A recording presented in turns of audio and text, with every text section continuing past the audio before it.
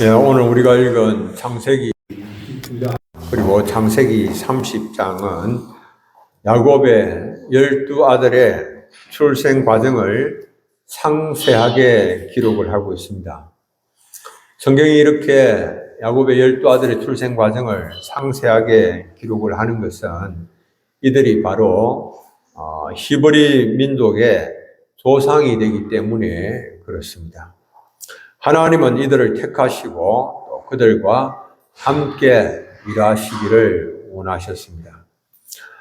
이스라엘 12아들에게서 발견되는 그런 특징은 이스라엘 민족의 초기 역사와 일치합니다. 그리고 그것은 또한 영적 이스라엘된 교회의 정체성을 이해하는 데 도움이 되는 겁니다. 이스라엘 민족의 정체성을 이해하는 것은 하나님의 백성이 누구인가 이해하는 데 도움이 됩니다. 우리는 부족하고 연약한 존재이지만은 하나님의 은혜로 하나님의 백성이 되었습니다. 자신의 노력이나 힘으로가 아닙니다. 하나님의 은혜와 능력으로 하나님의 자녀가 되었습니다. 성도는 예수 그리스도의 보배로운 피로 하나님의 자녀된 자들입니다. 주의 은혜로 존귀한 하나님의 자녀가 되었습니다. 하나님의 백성다운 삶이 무엇인가 하는 것을 알게 될 때에 내가 하나님의 백성의 삶을 어떻게 살아낼 것인가 고민하게 되고 또 그렇게 살아가고자 하는 거룩한 소원도 품을 수 있게 됩니다. 주님께서 자기 백성을 결코 버리지 아니하시고 떠나지 않는 것을 알게 될 때에 우리는 두려워하지 않고 담대하게 행할 수가 있습니다. 자신의 유불리에 따라서 행동하는 것이 아니라 하나님의 진리에 말씀 따라서 살아가는 것이 가능해집니다. 그러므로 정체성을 알고 행하는 것이 무엇보다도 중요합니다. 이스라엘 민족의 정체성 가운데 우리가 첫 번째로 생각을 하게 되는 것은 그들은 결코 거룩한 민족이 아니다라고 하는 사실입니다. 그들은 거룩하지 않습니다. 12족장의 아버지 야곱은 자신의 아버지인 이삭을 속여서 영적 축복의 계승자가 되었습니다. 속이는 자였습니다. 그러나 형의 분노를 감당할 길이 없어서 하란으로 도피하였습니다. 그가 하란으로 도피하였을 때에 그곳에서 외삼촌 라반의 뜨거운 환대를 받았습니다. 라반으로서 거부 매형의 아들이 왔으니 환대하는 것 당연한 일일 수가 있습니다. 그러나 한 달 정도 시간이 지났지만은 반대급부로 주어지는 것이 아무것도 없었을 때에 이 환대는 더 이상 이어지지 않았습니다. 그리고 그곳에 머무는 시간이 점점 더 길어지면서 야곱 자신도 손님으로서 대접만 받고 있을 수가 없었습니다. 그래서 야곱은 우리가 볼 수 있었던 것처럼 굉장히 눈치도 빠르고 영리한 사람이었기 때문에 알아서 라반의 일을 도왔습니다. 그리고 야곱이 하는 일들은 라반의 마음에 들었습니다. 그래서 라반은 야곱을 자신의 머슴으로 종으로 묶고 두고자 하는 그런 마음을 가지게 되었고 품삯을 어떻게 할지 결정을 하라고 제안을 했습니다. 창세기 29장 15절에 라반이 야곱에게 이르되 네가 비록 내 생질이나 어찌 그저 내 일을 하겠느냐 네 품삯을 어떻게 할지 내게 말하라. 이미 야곱은 라헬을 향한 그런 사랑에 빠져 있었기 때문에 이렇게 말을 합니다. 내가 외삼촌의 작은 딸 라헬을 위하여 외삼촌을 7년을 섬기겠습니다. 라헬을 향하는 그런 뜨거운 사랑으로 야곱은 7년을 하루같이 그렇게 시간을 보내게 됩니다. 7년이 지나서 그곳 사람들을 다 모아서 결혼잔치를 했습니다. 성대하게 라반이 결혼잔치를 벌였습니다. 그 잔치는 7일 동안 계속되는 잔치였습니다. 그런데 라반은 첫날 밤에 약속한 대로 신부를 라헬에게 들여보내지 아니하고 대신 그 언니 레아를 신부로 들여보냈습니다. 레아는 시력이 약합니다. 라헬은 곱고 아름다운 그런 모습이었습니다. 야곱은 자신이 사랑한 라헬과 결혼하기로 하고 7년 동안 라반을 섬겼지만은 자기 결혼을 당하고 만 겁니다. 첫날 밤을 보내고 자신이 속은 것을 깨닫고 야곱이 화가 나서 외삼촌에게 따집니다. 창세기 29장 25절이지요. 외삼촌이 어찌하여 내게 이같이 행하였습니까? 내가 라헬을 위하여 외삼촌을 섬기지 아니하였습니까? 외삼촌이 나를 속이시면 어찌됨입니까? 따져 물었습니다. 항의하고 따졌습니다. 그러나 실상은 야곱 자신도 자기가 심은 대로 거두고 있는 그런 것이지요. 자신이 하나님을 속이고 아버지를 속이고 형을 속인 것에 대한 대가를 받고 있는 것입니다. 이것은 앞으로 일어날 일들에 대한 신호탄에 불과했습니다.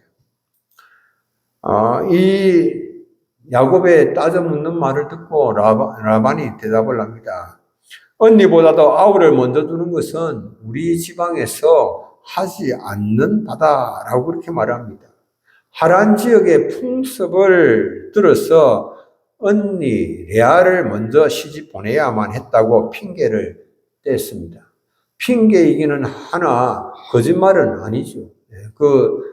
그때 그 지역의 그런 풍습이 그런 것은 사실인 것입니다. 라반은 야곱에게 라헬도 또 줄 터이니까 또 7년을 자신을 위해서 섬기라고 제안을 했고, 또 야곱은 라헬을 위하여서 7년간 모성살이를 하게 됩니다. 도합 14년간을 자신의 생애 한복판에서 라헬을 사랑하기 때문에 라헬을 얻기 위하여서 종으로서의 시간을 보낸 겁니다. 이렇게 하면서 야곱은 하란에서 레아와 라헬 그리고 그들의 시녀 비라와 실바를 아내로 맞아서 12아들과 1명의 딸을 낳았습니다. 라반은 탐욕의 눈이 어두워서 야곱을 종으로 부리고자 자신의 두 딸을 야곱에게 주었습니다. 그 결과는 참 불행하게 두 딸을 평생 살게 만들었습니다. 그래서 그들이 서로 반목하고 질시하면서 행복하지 못한 날들을 보냈습니다. 이스라엘 12족장의 아버지 야곱은 속이는 자였으며 그들의 어머니는 4명의 서로 다른 여인이었습니다. 심지어는 두 자매가 한 남자의 아내가 되어서 자녀를 낳았습니다. 이스라엘 민족이 자신들의 조상을 자랑할 만한 그런 족보이지 못한 것을 볼 수 있습니다. 그들의 시녀 또한 여기에 가세를 하였는데 당시 시녀들은 여주인에게 딸린 시녀는 만약에 주인이 임신을 하지 못한다라고 할 것 같으면 대신해서 아이를 낳아서 여주인의 소생으로 돌렸습니다. 그래서 레아의 시녀 실바 그리고 라헬의 시녀 비라도 이런 관습에 따라서 야곱에게 아들들을 낳았습니다. 여러분들 우리가 볼 수 있는 것처럼 하나님은 거룩하고 경건한 성품의 사람들을 택한 것이 아니지요. 속임과 탐욕이 동기가 되어서 맺어진 가정을 하나님께서 택하셔서 그들을 이스라엘 민족의 조상으로 세워주신 것입니다. 그러니 이것이 그들의 경건함이나 그들의 선함이나 그들의 공로가 아니고 하나님의 은혜로 인하여서 세워졌다라고 하는 것을 알게 됩니다. 두 번째로는 하나님의 주권적인 섭리와 역사로 세워졌습니다. 남편 야곱의 사랑을 받지 못하는 레아의 태를 여신 분은 하나님이십니다. 창세기 39장 31절에 여호와께서 레아가 사랑받지 못함을 보시고 그의 태를 여셨으나 라헬은 자녀가 없었더라. 레아는 야곱과 결혼하였지만은 야곱의 사랑을 받지를 못하였습니다. 야곱은 시력이 약한 레아보다도 곱고 아리따운 라헬, 눈도 새까맣고 크고 아리따운 그런 라헬을 사랑하였습니다. 사랑받지 못하는 결혼 생활, 여러분들 불행하기 짝이 없습니다. 레아는 결혼 생활 내내 야곱의 사랑을 받기 위하여서 마음을 졸이며 고통스러운 날들을 보내야만 했습니다. 레아와 라헬은 시기와 질투 가운데 반목하면서 인생의 날을 고통스럽게 보냈습니다. 하나님께서 이 모습을 보시면서 라헬을 불쌍히 여기신 것이지요. 하나님께서 이 레아의 딱한 사정을 보시고 긍휼히 여기시고 태의 문을 열어주셨습니다. 그러나 라헬은 야곱의 사랑을 받았지만은 자녀가 없었습니다. 태의 문을 열고 닫으시는 분은 하나님이십니다. 하나님은 남편의 사랑을 받지 못하는 레아를 불쌍히 여기셔서 그의 태를 열어주심으로 레아가 장자 르우벤을 위시하여서 4명의 아들을 연속해서 낳게 됩니다. 르우벤, 시몬, 레위 그리고 유다를 연속으로 출산하였습니다. 레아가 첫째 아들을 낳고는 그 이름을 르우벤이라고 이름을 붙였습니다. 지었는데 그 뜻은 여호와께서 나의 괴로움을 돌보셨다라고 하는 뜻입니다. 첫 아들을 낳았으니까 남편이 자신을 이제 사랑할 것이다. 아무래도 이제 첫 아들을 낳았으니까 사랑하리라고 하는 그런 기대를 가졌지만은 이 레아의 기대는 허무하게 무너지고 맙니다. 첫 아들을 낳았음에도 불구하고 장자를 낳았지만은 그러나 여전히 야곱의 사랑은 라헬이 독차지하고 있었습니다. 다시 임신하여서 아들을 낳았는데 이번에는 이름을 시몬이라고 지었습니다. 그 뜻은 여호와께서 내가 사랑받지 못하셨음을 들으셨기 때문이다라고 하는 그런 뜻입니다. 첫 아들을 낳았지만은 여전히 사랑받지 못하는 그런 형편을 하나님께서 들으셔서 또 아들을 주셨다라고 하는 겁니다. 이 사랑받지 못하는 아내와 자녀들의 삶의 고통, 아픔, 이건 말로 다 할 수가 없습니다. 애굽에서 초기 이스라엘 민족의 삶이 바로 그런 것이었죠. 하나님은 레아를 돌보시고 들으신 것처럼 애굽에서 고통당하는 이스라엘을 돌보시고 들으셨습니다. 이게 레아가 아들을 첫 장사를 낳고 그리고 찾아 시몬을 낳고 이름을 붙이고 하는 그런 말과 이스라엘 백성들이 애굽에서 당하는 그런 고통, 괴로움들 그 아주 내용이 유사한 것을 볼 수가 있습니다. 출애굽기 2장 25절 하나님이 이스라엘 자손을 돌보셨고 하나님이 그들을 기억하셨더라. 르우벤의 뜻이 여호와께서 나의 괴로움을 돌보셨다라고 하는 뜻이죠. 그런데 하나님께서 애굽에서 고통당하는 그 이스라엘 자손을 돌보시고 하나님이 그들을 기억하셨더라. 출애굽기 3장 7절 내가 애굽에 있는 내 백성의 고통을 분명히 보고 그들이 감독자로 말미암아 부르짖음을 듣고 그 근심을 알고 이렇게 말씀을 하고 있습니다. 하나님께서 이스라엘 자손을 돌보시고 기억하셨다라고 하는 이 말씀은 그들을 하나님께서 자세히 살피시고 돌아보아 주셨다라고 하는 뜻입니다. 하나님은 이스라엘의 모든 한숨과 눈물과 상처를 일일이 다 살펴보시고 아시고 치료하시고 회복시키시는 분이십니다. 하나님은 영적 이스라엘된 교회, 오늘 주의 백성들의 고통에 대해서도 역시 마찬가지죠. 다 보시고 들으시고 아시고 돌보십니다.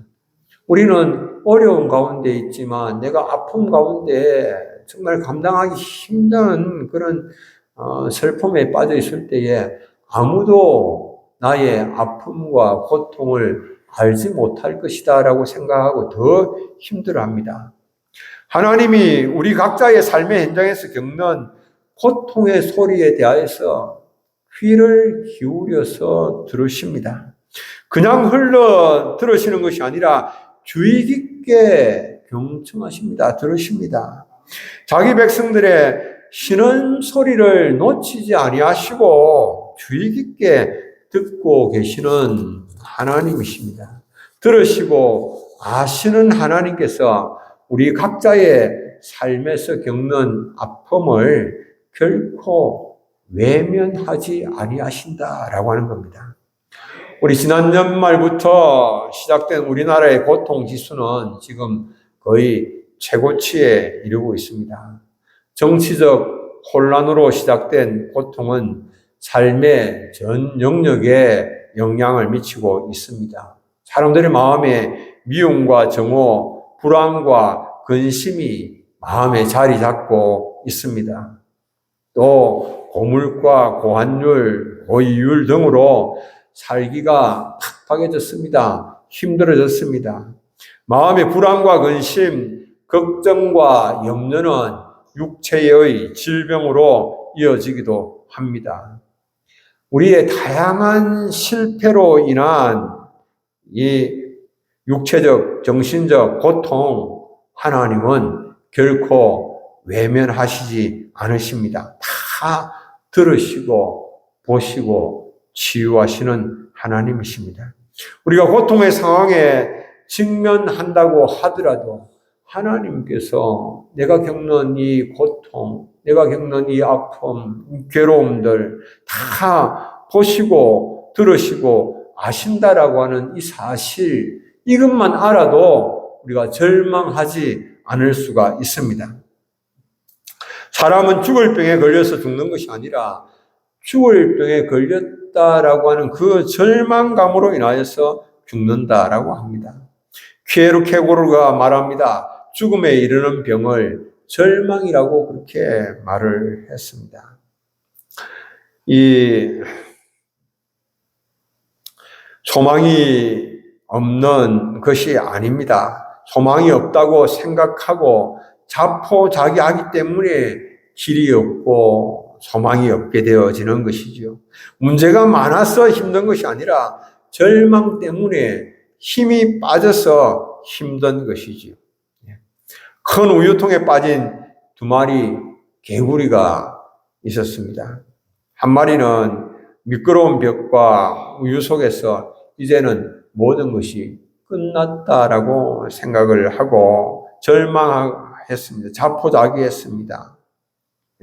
얼마 안 있어서 그 개구리는 죽고 말았습니다. 그런데 다른 한 마리는 그냥 내가 이대로 죽을 수 없다라고 생각을 하고 헤어나기 위하여서 포기하지 아니하고 밤새도록 이렇게 우유를 희저었습니다. 멈추지 아니하고 밤새도록 우유를 희전 그 결과 그 우유가 액체였던 우유가 차츰차츰 고체인 버터로 변했고 그 개구리는 단단한 버터를 힘껏 차고 뛰어올라서 우유통 밖으로 나올 수가 있었습니다. 절망하지 않고 기울인 노력의 결과 여러분들 대단하죠. 전능하신 하나님, 우리를 보시고 들으시고 아시고 돌보시는데 우리가 무엇을 두려워하겠습니까? 염려할 것이 없습니다. 그러므로 하나님을 의지하고 어려운 가운데 빠졌다 할지라도 위축되지 마시고 주저하지 마시고 담대하게 행하시면 됩니다. 이어서 레아가 야곱의 셋째 아들을 생산을 하였습니다. 레아는 비록 자신이 남편의 사랑을 얻지 못한다고 하더라도 이제 야곱이 자신을 버리거나 떠나는 일은 더 이상 없을 것이다. 그렇게 자신을 하게 됩니다. 그런 의미에서 아들의 이름을 연합을 뜻하는 레위라고 지었습니다. 창세기 29장 34절 그가 또 임신하여 아들을 낳고 이르되 내가 그에게 새 아들을 낳았으니 내 남편이 지금부터 나와 연합하리로다 하고 그의 이름을 레위라 하였으며 하나님의 연합입니다. 연합. 이스라엘이 역사의 무대에서 등장하기 시작하는 그 시점에 여호와 하나님께서 이스라엘 백성들과 연합하시고 그들의 남편이 되셔서 그들을 지키십니다. 6월절 어린 양이 죽임을 당하고 어린 양의 피가 문설주에 뿌려진 그날 밤에 이스라엘은 애굽의 압제에서 벗어나서 애굽을 떠나게 되는 것이죠. 애굽 전역에 초태생이 죽임을 당하던 바로 그때에 어린 양의 피가 뿌려져 있는 그 가정은 이 죽음의 사자로부터 해를 당하지 않습니다. 하나님께서 그 어린 양의 피가 뿌려져 있는 그 이스라엘 백성들의 가정과 함께 하셔서 그 가정을 지키시는 것이죠. 오늘 우리가 오직 그리스도 안에 있을 때에 하나님께서 우리와 함께 하시고 우리를 지키십니다. 예수님은 죽임을 당하신 하나님의 어린 양이십니다. 그리스도 안에서 하나님께서 개인들을 만나 주십니다. 하나님께서 그리고 그 백성들을 택하시고 언약을 맺으시고 그들의 남편이 되셨지만은 그러나 이스라엘 백성들은 그 언약을 깨뜨렸죠. 그러나 이제는 우리가 하나님께서 우리 하나님의 백성된 자들과 더불어서 새 언약을 세우시고 그리고 하나님께서 친히 하나님이 되시고 우리가 그 백성으로 하나님께서 삼으셔서 지키시고 또 우리로 하여금 말씀 가운데 거하게 하시는 거죠. 에레미야 31장 31절로 33절 한번 보시면 이런 말씀이 있습니다. 여호와의 말씀이니라. 보라 날이 이르리니 내가 이스라엘 집과 유다 집에 새 언약을 맺으리라. 이 언약은 내가 그들의 조상들의 손을 잡고 애굽 땅에서 인도하여 내던 날에 맺은 것과 같이 아니할 것은 내가 그들의 남편이 되었어도 그들이 내 언약을 깨뜨렸음이라. 여호와의 말씀이니라.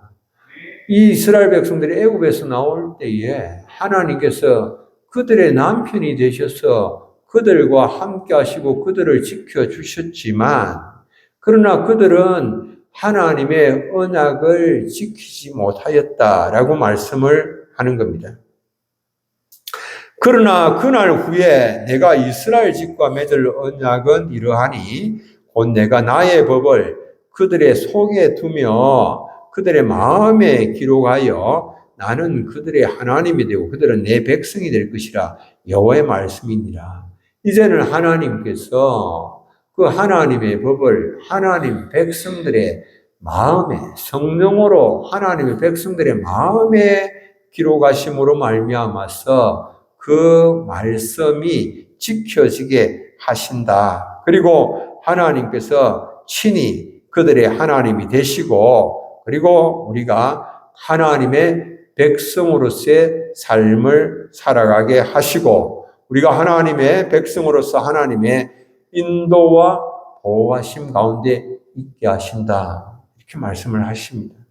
하나님 우리를 결단코 버리지 아니하시고 떠나지 아니하시고 우리와 연합하실 것을 말씀하시죠.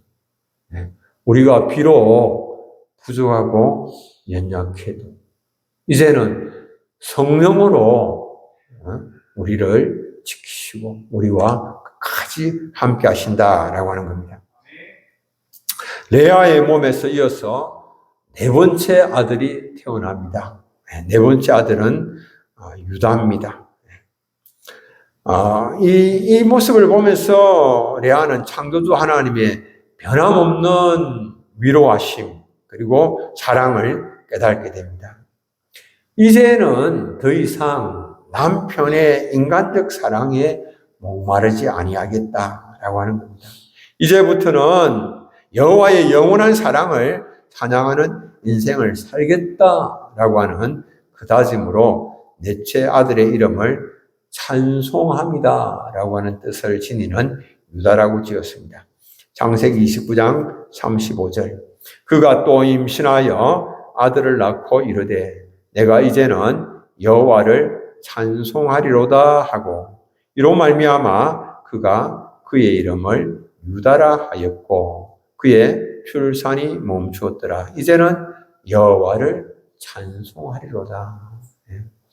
인생의 가장 이 근본적인 우리의 목적이죠. 여호와를 찬송하는 삶을 살겠다. 그 어떤 상황, 어떤 경우에도 하나님 찬송하는 삶을 살겠다라고 말을 합니다.